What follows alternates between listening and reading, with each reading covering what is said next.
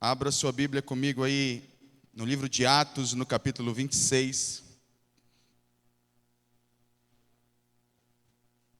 Atos 26. E deixa aberto aí. Nós estamos no nosso culto de missões, nosso mês de missões, a nossa série de mensagens durante todo o mês de julho é sobre missões. Então nós estamos na nossa terceira mensagem. E o tema da mensagem de hoje é obedecendo ao nosso chamado. E aí eu queria que você abrisse sua Bíblia. Já está aberta em Atos 26, nós vamos ler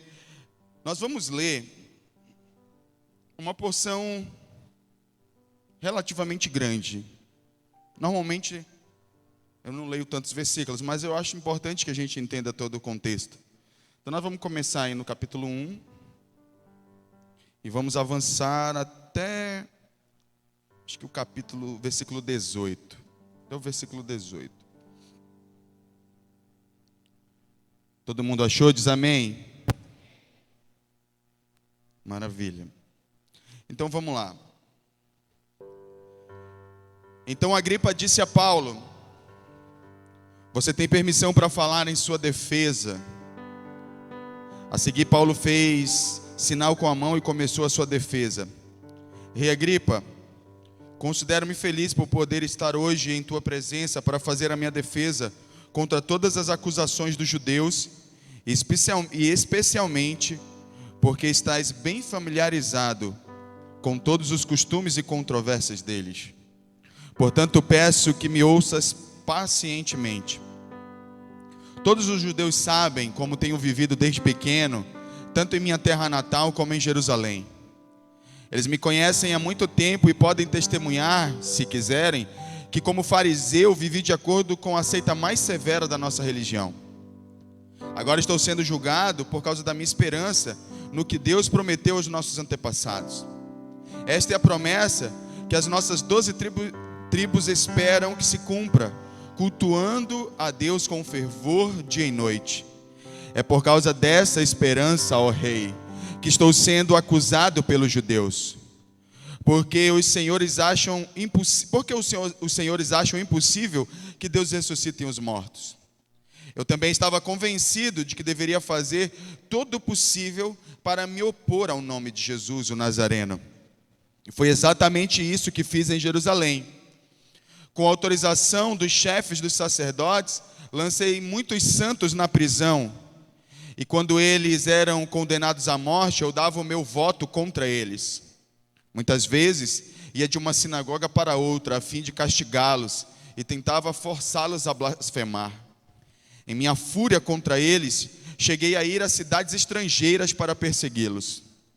Numa dessas viagens, eu estava indo para Damasco, com autorização e permissão dos chefes dos sacerdotes. Por volta do meio-dia, ó rei, estando eu a caminho, vi uma luz do céu, mais resplandecente que o sol, brilhando ao meu redor e ao redor dos que iam comigo. Todos caímos por terra. Então ouvi uma voz que me dizia em aramaico: Saulo, Saulo, por que você está me perseguindo? Resistir ao aguilhão só lhe trará dor. Então perguntei: quem és tu, Senhor? Respondeu o Senhor: sou Jesus, a quem você está perseguindo. Agora levante-se e fique em pé. Eu apareci para constituí-lo servo e testemunha do que você viu a meu respeito e do que lhe mostrarei. Eu o livrarei do seu próprio povo e dos gentios aos quais eu o envio, para abrir-lhe os olhos e convertê-los das trevas para a luz e do poder de Satanás para Deus, a fim de que recebam o perdão dos pecados e herança entre os que são santificados pela fé em mim. Assim, Rei Agripa, esse aqui é o versículo que nós vamos fundamentar a mensagem. Assim, Rei Agripa, não fui desobediente à visão celestial. Preguei em primeiro lugar aos que estavam em Damasco, depois aos que estavam em Jerusalém, em toda a Judéia e também aos gentios, dizendo que se arrependessem e se voltassem para Deus, praticando obras que mostrassem o seu arrependimento. Por isso os judeus me prenderam no pátio do templo e tentaram matar-me. Nós vamos orar, incline sua cabeça, façamos uma oração. Querido Jesus, fala com a gente, fala com os teus filhos, fala com a igreja, fala com quem nos visita, fala com todos que estão presentes aqui nessa noite. Que o Senhor possa tocar os nossos corações. Que o Senhor possa derramar graça aos que ouvem. Que o Senhor possa me conceder graça ao comunicar a mensagem. Que o Senhor possa conduzir isso do início ao fim. Eu reconheço que preciso do Senhor. E eu oro para que a igreja reconheça igualmente que precisa do Senhor. E que precisa estar sujeita à sua vontade. Em nome de Jesus. Amém. Glória a Jesus. Nós vamos falar hoje sobre obediência ao chamado. Mas deixa eu contextualizar. Eu fiz questão de ler desde o versículo 1, para que a gente entendesse o que estava acontecendo. O apóstolo Paulo estava pregando a palavra de Deus, e ele então foi preso.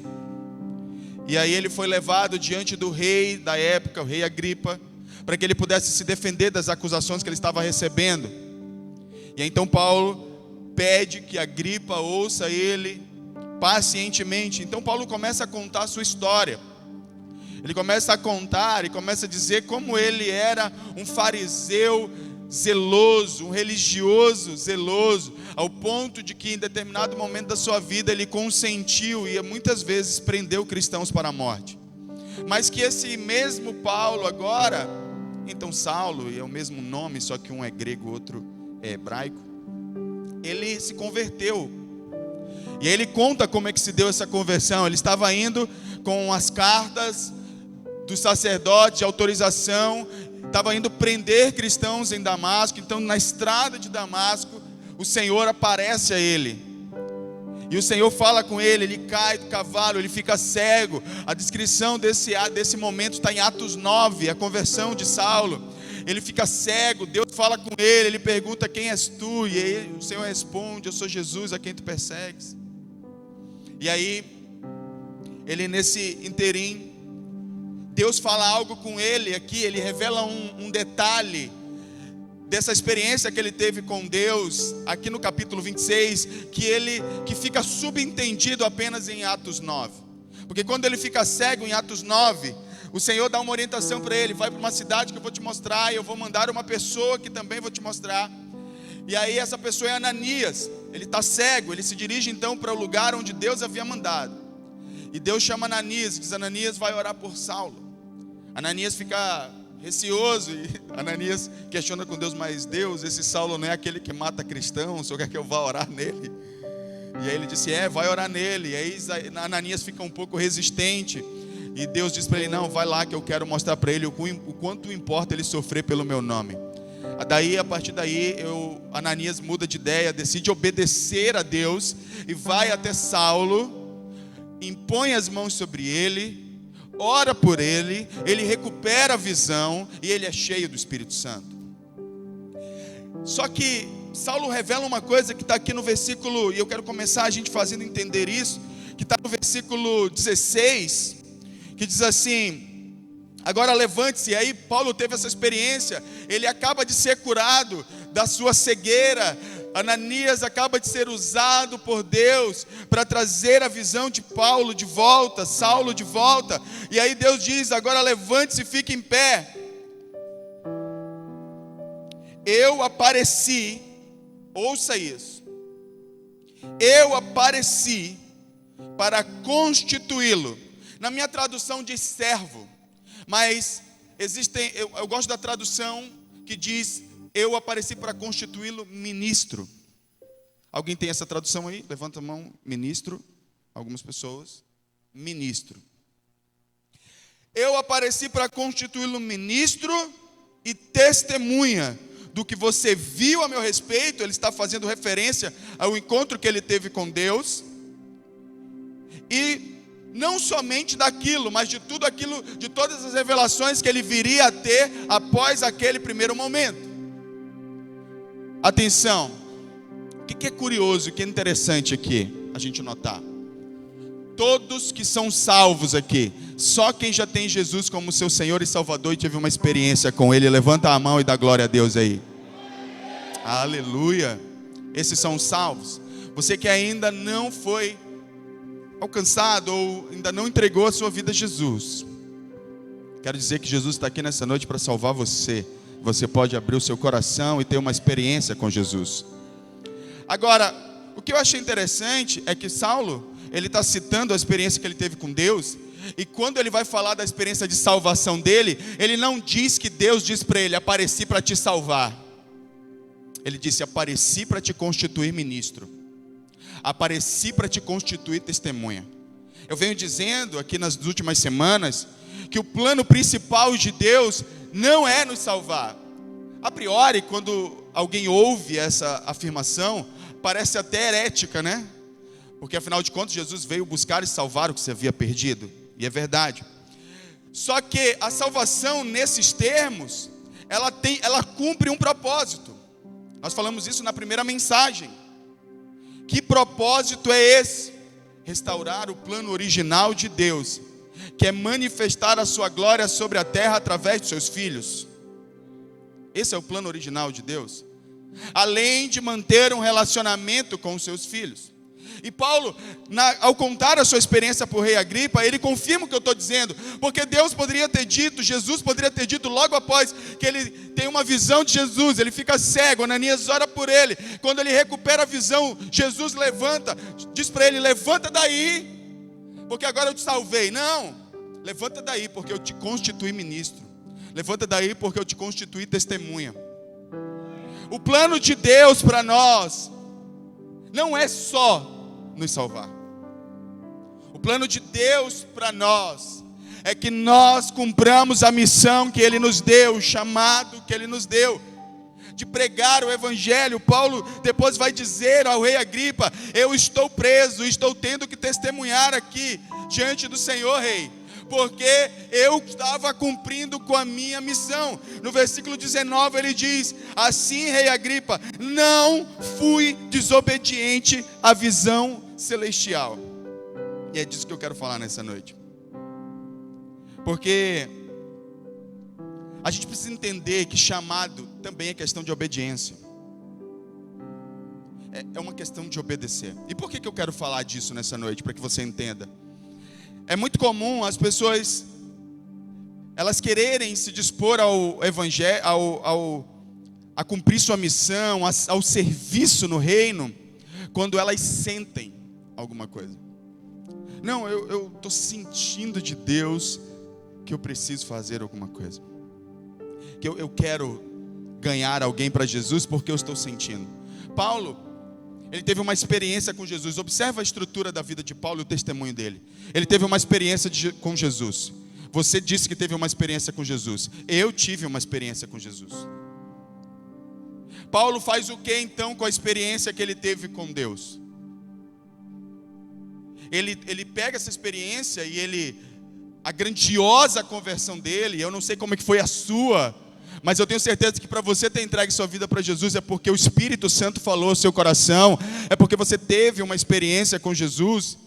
E depois de ter essa experiência, Paulo ele se coloca à disposição. Quando a gente lê Atos 9, Paulo ele é curado da cegueira, ele recebe então uma voz de comando dizendo: eu quero que você seja um ministro.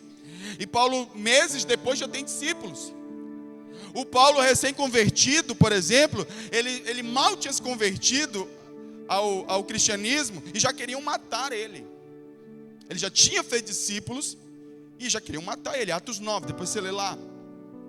Alguns meses pregando, já gerou alguns frutos, já estava vivendo uma vida de frutificação e uma vida de perseguição. É bem verdade que o chamado de Paulo é específico nesse sentido, porque Deus deixou claro desde o início: você vai saber o quanto importa sofrer pelo meu nome. Essa não é a vontade de Deus e nem o chamado de Deus para a maioria de nós. A maioria de nós não foi chamada para sofrer como Paulo sofreu pelo Evangelho. Mas todos nós fomos chamados para pregar o Evangelho como Paulo pregou. A questão é como a gente encara as coisas. A questão é como você vê essa responsabilidade. A maioria dos cristãos acha que o propósito principal de entregar a vida a Jesus é ser salvo, ir para o céu e ficar vindo para a igreja. Está errado. A salvação, ela é uma porta pelo qual entramos. Ela não é o destino final. Nas escrituras nós vemos Jesus dizendo que apertada é a porta, a porta é estreita e apertado o caminho que nos leva à salvação. Ou seja, o momento que eu entreguei minha vida para Jesus e o momento que você entregou sua vida a Jesus é a porta de entrada. A pergunta que eu sempre faço e vou fazer novamente: o que a gente faz nesse caminho? É só para melhorar moralmente? É só para a gente se tornar pessoas melhores? É só para a gente se tornar, para a gente ter um casamento melhor, uma vida financeira melhor? Só isso? Não. Na verdade, nós somos muito seletivos no que queremos viver no Evangelho. Quando o Evangelho propõe para você cura, restauração da sua família, a salvação do seu casamento, a salvação dos seus filhos, a sua prosperidade financeira, a maioria, eu acredito que não exista um aqui que negue ou rejeite qualquer um desses princípios que o Evangelho promete. Mas quando esse mesmo Evangelho, que tem o mesmo Senhor, diz: mas você também precisa pregar, aí você diz: aí não, Deus, aí não, pregar não. Eu vou ficar com a parte onde eu sou abençoado, onde a minha família é restaurada, onde eu sou curado. Eu vou ficar com essa parte, a parte de pregar. Deixa para os outros, deixa para o pastor, deixa para as pessoas que têm chamado. Todo mundo tem chamado. É verdade que nem todo mundo vai ser pastor. É verdade que nem todo mundo vai ser um mestre. É verdade que nem todo mundo vai ser um profeta. Mas todos nós temos um chamado. Todos nós, você tem um chamado. Há uma missão de Deus para você cumprir. Deus planejou os seus dias, e dentro dos seus dias tem restauração, tem a sua salvação, tem a restauração da sua família, tem a cura da sua vida, tem o mover de Deus na sua família, na sua vida financeira. Tem tudo isso, é verdade, mas também tem sua missão.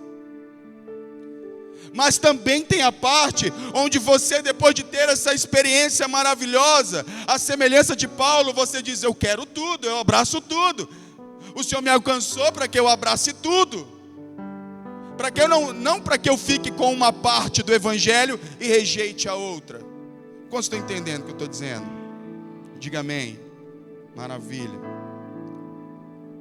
Então nós precisamos ser obedientes. Paulo disse: eu não fui obediente, eu não fui desobediente à visão que eu tive. E eu quero começar perguntando nessa pequena introdução: você está sendo obediente? E a gente vai começar a entender algumas coisas aqui que elas são importantes. Por que eu volto a dizer? Não depende de você sentir, depende de você obedecer. Se você teve uma experiência com Jesus, essa experiência foi real, eu quero dizer que o mesmo Deus que falou contigo a respeito de salvação, o mesmo Deus que te convenceu que Ele era poderoso para restaurar a tua família, a tua vida financeira, ou qualquer coisa que seja, Ele é o mesmo Deus que te comissionou, que disse: ide por todo o mundo, pregai o Evangelho a toda criatura, fazei discípulo de todas as nações, ensinando-os a guardar tudo que vos tenho ordenado. Ensinar a guardar é discipular pessoas, é sentar com elas e começar a ensinar minuciosamente as Escrituras. Deus nos chamou para isso. Deus te chamou para isso. Não é só uma função do pastor, é um chamado nosso da igreja. Se toda a igreja, e todo cristão, e todo homem e mulher que entra pela porta de uma igreja entendesse que tem uma missão, querido, nosso bairro seria outro. Estava orando esses dias, vou até contar algo para vocês. Todas as vezes, as pessoas fora da cidade de Deus, elas têm uma visão ruim do nosso bairro. Todas as vezes que fala de cidade de Deus, eles associam a violência, a um lugar perigoso. Isso não te incomoda, não? Porque isso me incomoda. Eu lembro de uma vez, já contei esse testemunho, de abrir o jornal e ter uma notícia sobre a cidade de Deus, dizendo que de Deus só o nome E eu lembro que uma das minhas missões é: Deus, o Senhor vai mudar a realidade daquele bairro. Mas sabe por que a gente não muda? Porque uma andorinha só não faz verão. Se cada pessoa que entra pelas igrejas, pelas portas das igrejas, entendesse sua missão, esse bairro não seria mais o mesmo. E que daqui da cidade de Deus vão sair grandes homens de Deus, pastores, missionários, homens e mulheres usados pelo Senhor. E aí eu lembrei de uma palavra que Deus falou no meu coração quando perguntaram de Jesus, de onde Jesus era. Ele disse assim: é da Galileia. Aí disseram assim: mas pode vir alguma coisa boa da Galileia? Talvez alguém questione: pode vir alguma coisa boa da cidade de Deus? Virá uma unção poderosa da cidade de Deus, através de homens e mulheres que entendem o seu chamado, de homens e mulheres que entendem que precisam obedecer e abraçar o Evangelho na sua totalidade, na sua plenitude, dizendo: nós vamos cumprir a nossa missão, nem que para isso eu preciso fazer em obediência, sem sentir. Ou você acha que Paulo, ao saber tudo que ele enfrentaria, ele foi assim, com a maior tranquilidade do mundo? Não, Paulo foi obediente ao ponto de Paulo em algum momento dizer: ai de mim se não pregar, ai de mim se não falar. E o que a gente precisa entender é que, assim como o apóstolo Paulo tratou do seu chamado como uma questão de obediência e não como uma sugestão, nós precisamos fazer a mesma coisa. Mas parece que existem alguns cristãos que, quando leem ou quando ouvem mensagens sobre missão, sobre chamado, sobre propósito, eu tenho a sensação que alguns acham que isso foi uma sugestão de Deus. Mas eu quero lembrá-lo que Jesus Cristo, Ele é nosso Senhor. Portanto, Ele tem autoridade e competência para mandar, para dar uma ordem. Em Mateus capítulo 28, a semelhança de Marcos 16:15, que são os dois textos dos evangelhos onde estão registrados a grande comissão, esses textos são uma ordem. Deus não disse: Jair, se der e tu encontrar um tempinho na tua agenda lotada, você prega para alguém depois de eu te salvar. Não foi: Kiko, quando tu estiver aí livre, ou quando tiver tuas dívidas pagas, e tiver um pouquinho disponível, um pouquinho do teu tempo, aí tu vai lá e prega para alguém. Não, foi uma ordem. Nós precisamos encontrar tempo na nossa agenda lotada e no nosso dia corrido para cumprir nossa missão. Como cada um vai fazer, não sei, mas você precisa encontrar um tempo para obedecer a ordem de Jesus: ide por todo mundo, pregai o Evangelho a toda criatura. Encontre meios, encontre estratégias, encontre formas, mas comece a fazer alguma coisa, comece a pregar a palavra, comece a discipular pessoas, comece a convidar pessoas para estar perto de você. Nós precisamos entender isso. Jesus deu uma ordem, a grande comissão é uma ordem: evangelizar, discipular, levar as pessoas, é um imperativo: vão e façam, não é uma sugestão, não é opcional. E às vezes a gente está em desobediência. Talvez você me diga assim: pastor, mas eu preciso me preparar melhor. Tudo bem, se você está nesse lugar, então eu te faço um convite: deixa a gente treinar você, deixa os seus líderes discipularem você. Para de ser resistente, ou para de ficar aprendendo com gente do YouTube. Eu vou dizer uma coisa: eu estava conversando hoje com meus líderes. É impressionante como as pessoas hoje são pastoreadas pelo YouTube. Eu quero dizer para você: quando você tiver um problema, o pastor do YouTube não vai vir te discipular, ele não vai vir te aconselhar. Vai ser o teu líder, serei eu, será a pastora. Mas muitas vezes você está pegando a palavra do YouTube para entrar em confronto com seus líderes, para fazer o que você acha que é certo. Obviamente, como um cristão, a gente não vai fazer a coisa errada, que seria dizer: cadê o pastor da internet? Eu não estou dizendo que é errado, eu mesmo assisto, mas eu sei qual é minha fonte, eu sei quem me pastoreia, eu sei quem tem autoridade sobre a minha vida para falar sobre a minha vida e para direcionar a minha vida. Eu sei, você também deveria saber. Seu coração deveria estar muito... A gente está perdendo tanto a conexão com Deus, que o nosso devocional agora é terceirizado. Talvez você seja o tipo de pessoa que ao fazer devocional você ouve uma pregação, você não lê mais a Bíblia, você ouve alguém falando da Bíblia para você. Eu quero dizer para você que você deve ter sua própria vida com Deus, que você deve saber manusear as Escrituras, você deve saber ler as Escrituras e deixar que o Espírito Santo fale ao seu coração também, de maneira pessoal. A gente precisa, se você encontra dificuldade, se o seu momento é porque você quer aprender, então abra o seu coração e deixa a gente ensinar. Presta atenção que todo processo de obediência, quando Paulo converteu, e que Deus disse para ele: eu te constituí ministro e testemunha. Quem disse isso para ele foi Jesus através da vida de Ananias. Ananias falou para ele. Ananias chegou lá e disse: ó, Deus mandou vir aqui dizer para você. Paulo foi obediente. O problema é que a gente está numa geração que já não acredita nos seus líderes e pastores, gosta tudo ali, muito à la carte. O que é à la carte? É quando a gente vai num restaurante e tem várias opções para a gente assim, ó. Aí a gente diz: não, eu quero isso aqui. E aí a gente está vivendo uma vida espiritual à la carte. Não, hoje eu quero isso aqui. Hoje eu quero um pouquinho do pastor tal. Hoje eu quero um pouquinho do pastor fulano. Hoje eu quero um pouquinho lá do meu pastor. Irmão, identifique definitivamente quem é a sua fonte de autoridade, aquele que fala na sua vida.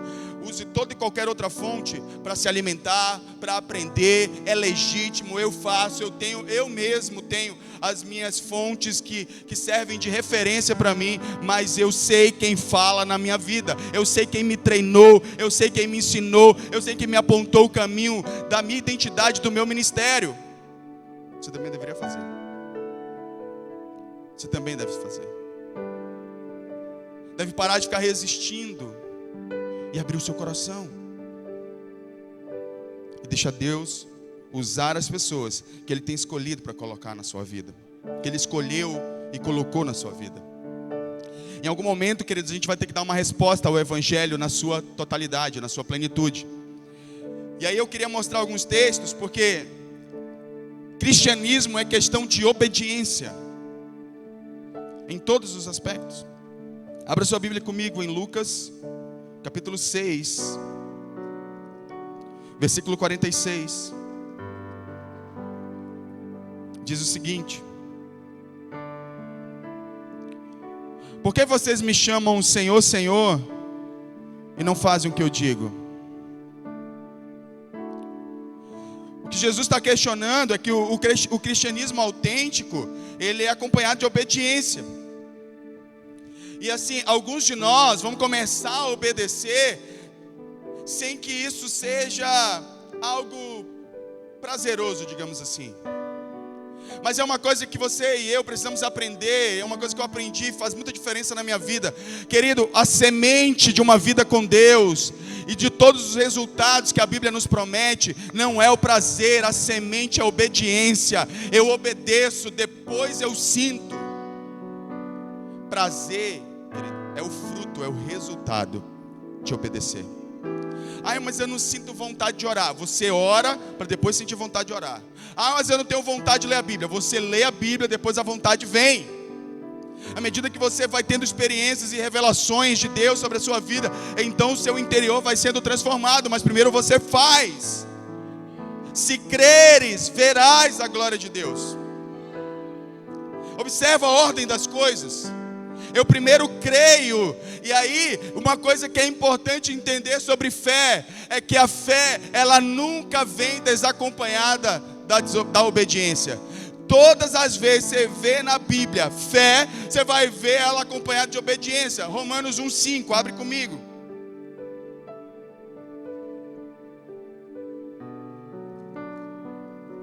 Diz assim: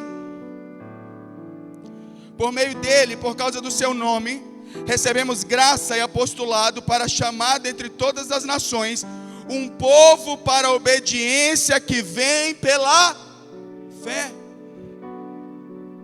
A obediência, ela vem da fé. Não existe uma fé sem obediência. Toda fé sem obediência, ela é morta. Nós vamos falar disso. Mas Avança um pouquinho para Romanos capítulo 16, versículo 26. Que diz o seguinte: mas agora revelado e dado a conhecer pelas escrituras proféticas, por ordem do Deus eterno, para que todas as nações venham a crer nele e a obedecer-lhe. Fé acompanhada de obediência.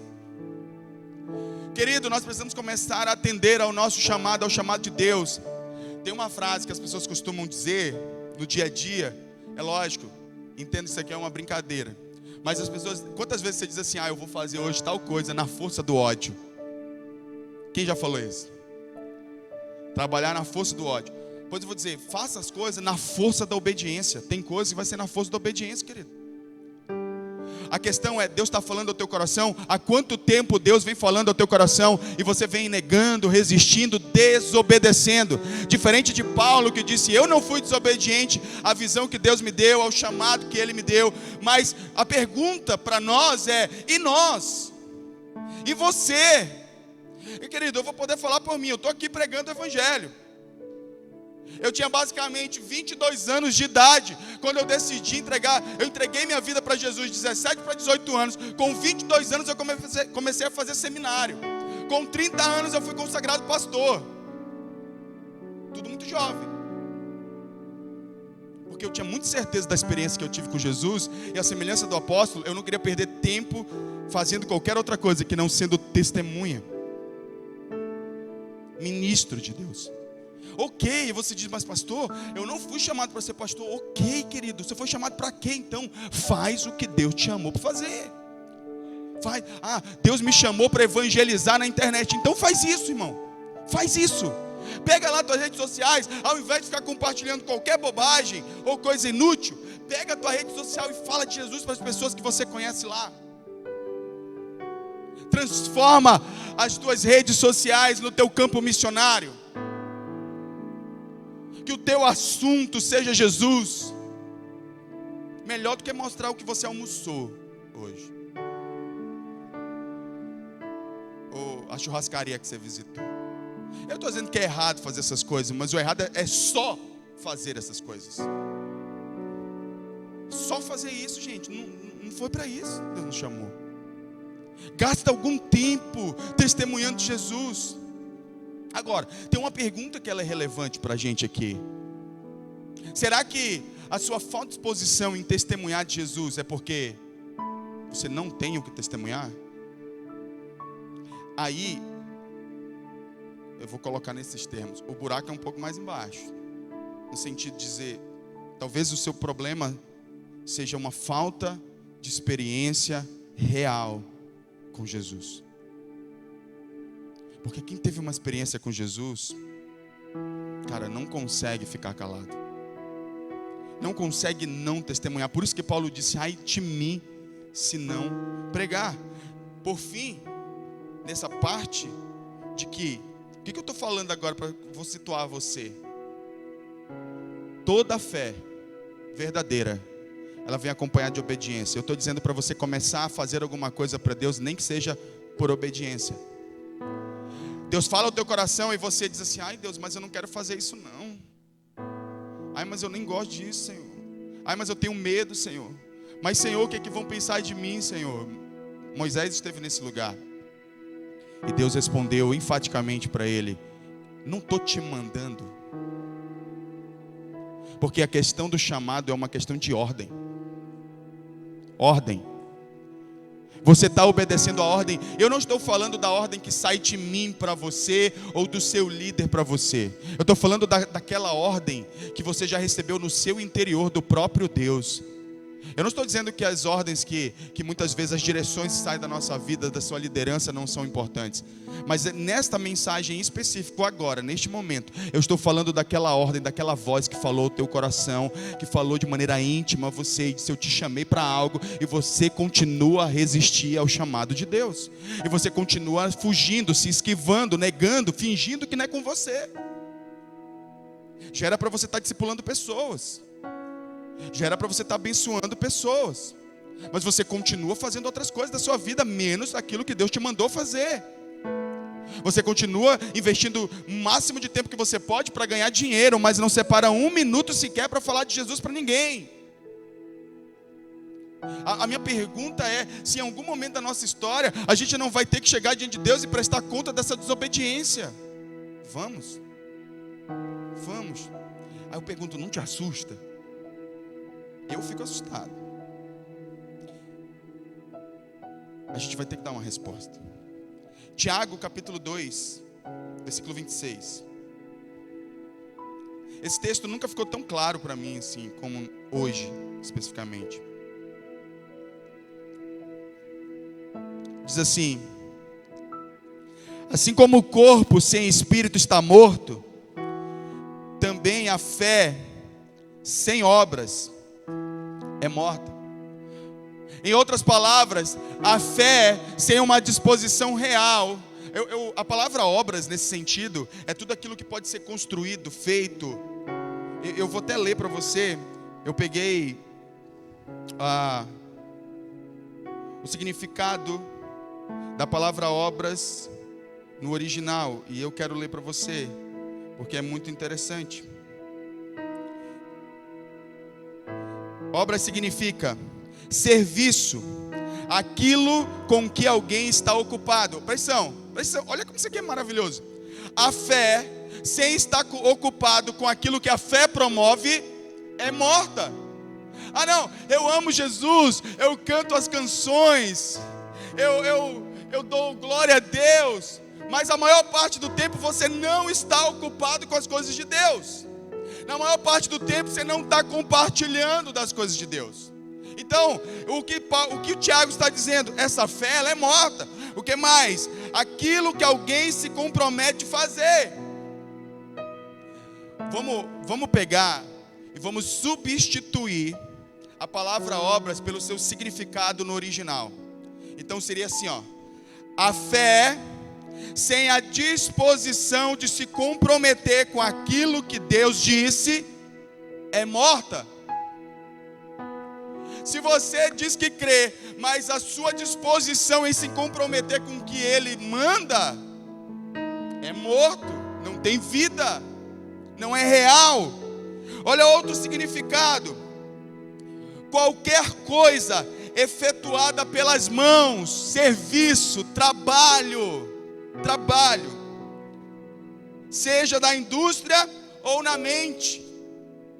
Ou seja, querido, a gente pode estar transferindo aquilo que está dentro de nós para quem está para outro, como a gente pode estar tomando ações, fazendo coisas, servindo alguém, sabe, entregando uma Bíblia de presente, levando uma cesta básica para alguém, fazendo uma oração, saindo da sua casa, fazendo uma visita.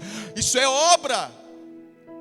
Isso reflete que a fé que você teve em Jesus, ela causou um impacto em você, e ela te tirou do lugar onde você estava, acomodado, vivendo para você mesmo, e te alçou para um outro lugar, para uma outra realidade. E é isso que revela que a nossa fé é real.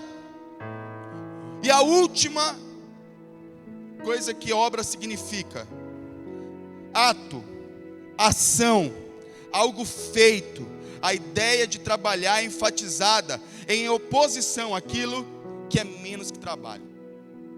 Essa ideia de que assim, ó, de que evangelho é eu entregar minha vida para Jesus e vir todo domingo para o culto, cantar música. Não existe, não é isso. Isso não é evangelho. Evangelho é a disposição que eu tenho de obedecer a todas as ordens que Deus descreve na sua palavra, inclusive a de testemunhar para os outros. Sabe por que a gente fala muito de testemunhar? Porque todas as outras coisas é mais fácil de aceitar. Deus vai dizer para você que Ele tem promessas para a sua vida e que Ele quer transformar você numa pessoa melhor, quer transformar sua casa, sua família, seus filhos, seu casamento. E todas essas partes do evangelho, elas são relativamente mais fáceis de aceitar. Agora, quando a gente tem que se comprometer com os outros, aqui é que o bicho pega. É aqui que a maioria se esquiva. É aqui que a maioria ela é reticente. E aí ela fica com o pé atrás e para de avançar. Se você quer mostrar para Deus, e não é uma questão de você mostrar para quem quer que seja, pelo menos não provar nada para ninguém, mas provar para você e para as pessoas que te enxergam, que não são cristãs, que a fé que você tem te transformou,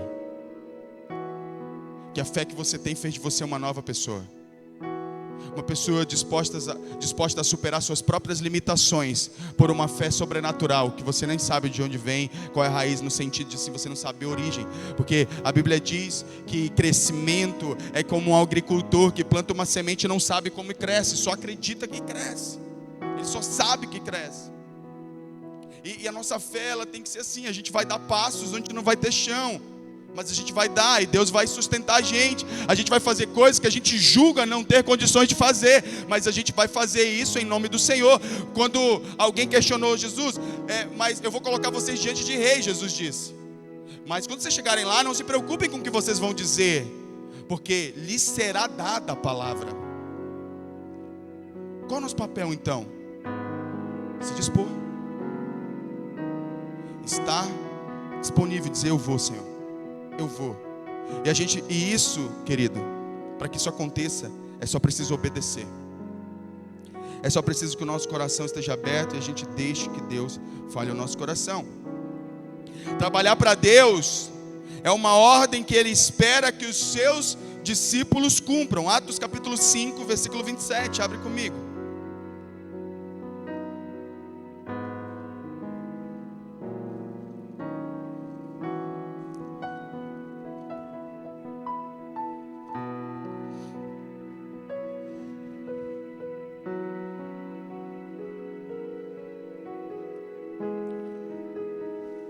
Tendo levado os apóstolos, apresentaram-nos ao sinédrio para serem interrogados pelo sumo sacerdote, que lhes disse: demos ordens expressas a vocês para que não ensinem neste nome.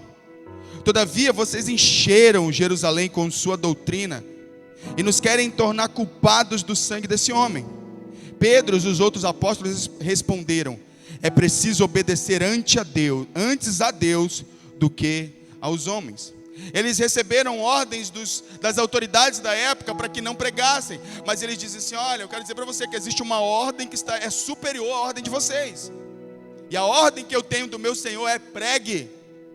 E aí, olha, se você ler o texto, vão dizer: mas se vocês pregarem, nós vamos prender vocês. Eu vou pregar. Se vocês pregarem, vocês serão açoitados. Nós vamos pregar.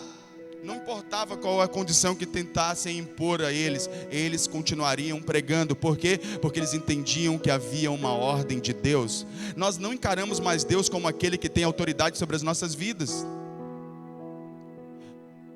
Até fazemos em outras áreas da nossa vida, mas quando chega na hora de cumprir nossa missão, Deus não tem mais autoridade. Eu quero lembrá-los que Deus tem autoridade e competência para dar uma ordem para nós, e a ordem dele é: pregue, faça discípulos, evangelize, discipule pessoas dentro da sua realidade. Ah, pastor, eu não sei evangelizar.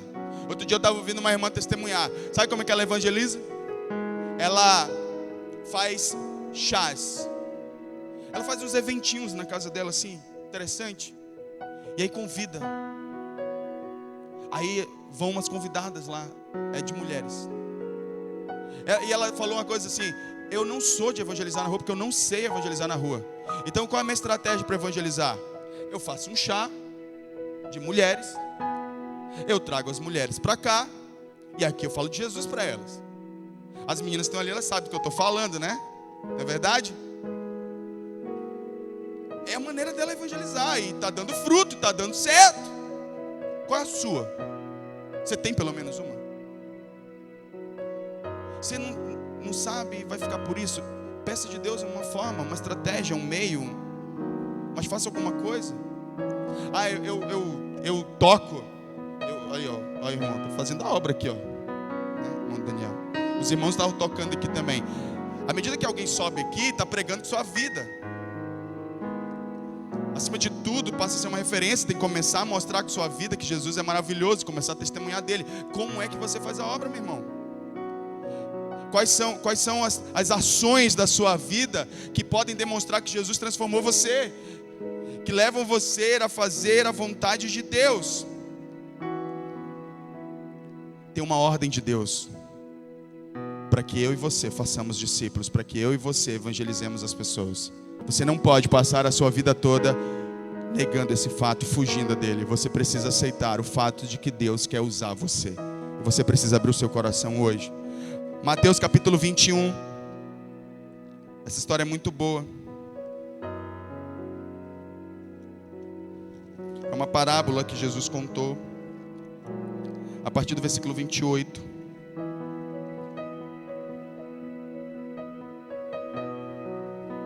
A parábola dos 2 filhos. Nós vamos ler até o 32. O que acham? Havia um homem que tinha 2 filhos. Chegando o primeiro, disse: filho, vá trabalhar hoje na vinha. E este respondeu: não quero. Mas depois mudou de ideia e foi. Outras traduções dizem assim: depois se arrependeu e foi. O pai chegou a outro filho e disse a mesma coisa. Ele respondeu: sim, senhor, mas não foi. Qual dos 2 fez a vontade do pai?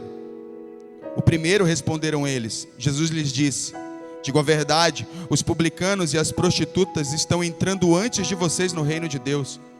Porque João veio para mostrar o caminho da justiça e vocês não creram nele, mas os publicanos e as prostitutas creram. Mesmo depois de verem isso, vocês não se arrependeram nem creram nele. Aqui Jesus está falando de trabalho, está falando de 2 filhos. Um filho que foi chamado para fazer um trabalho, e esse primeiro filho disse: sim, eu vou, mas não foi. E um segundo filho que disse: eu não vou, abriu o coração, disse: é verdade, eu não estou com vontade de ir, não vou. Mas depois ele refletiu um pouco e disse: não, pera lá. Eu imagino que ele pensou algo: poxa, eu estou sendo ingrato ao meu pai, eu preciso dar uma resposta para o meu pai, afinal, por tudo que ele faz por mim. Aí ele pegou e foi. Sabe, às vezes eu fico muito receoso com pessoas que vivem dizendo assim: pode contar comigo, tá? E todas as vezes que a gente precisa da pessoa, ela nunca está lá. Mas o tempo todo é como esse primeiro filho: pode contar comigo. Não, pode contar comigo, tamo junto. Você pode contar comigo. Aí a gente: irmão, bora evangelizar. Ah, não vai dar não. Vai dar não, hoje eu estou ocupado.